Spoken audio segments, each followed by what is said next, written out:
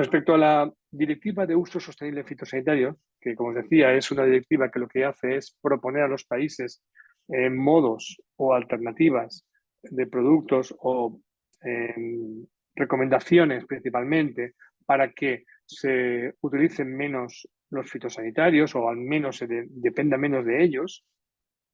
Como os decía, lo que se pretendía era cambiar esta directiva por un reglamento. En 2022 apareció la propuesta de reglamento y, por resumirlo de alguna forma, lo que pretendía era cambiar la directiva por este reglamento y, como os decía, eso implica la obligación inmediata para todos los países de establecer las normas que se establecen en ese reglamento y que principalmente se basaban en tres pilares. El primero era definir unos objetivos de reducción del 50% a los países.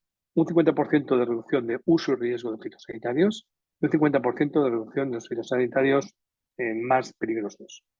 Esos objetivos serían a los países obligados a cumplirlos para que Europa llegase a un 50%. Y Europa decidiría qué porcentaje debería tener cada uno. También pretendía fijar los contenidos del plan de acción de los nacionales de los países. Los planes de acción nacional a día de hoy son todas esas iniciativas que tienen los países para reducir la dependencia de los fitosanitarios. El nuevo reglamento cambiaba estos planes y lo que les ponía es una receta de obligaciones en la que tenían que medir qué productos concretos tenían que actuar, cómo tenían que actuarlos, cómo tenían y qué acciones debían hacer para conseguir los objetivos de reducción que Europa mandaba para cada uno de los países.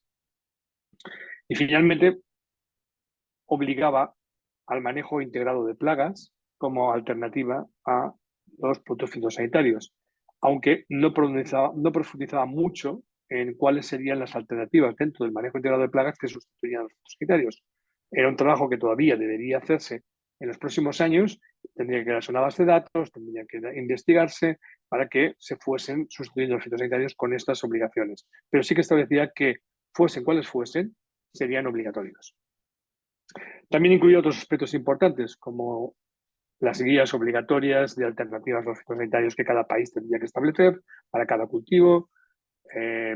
Reforzaba el papel del asesor como una persona independiente de los fitosanitarios, que es el que tenía que hacer las recomendaciones, y con una formación continuada y mucho más estricta que la que tendríamos en este momento. También pretendía un registro electrónico de todas las acciones que se hiciesen en el campo, principalmente las de IPM, para poder de alguna forma servir de base de información para el resto.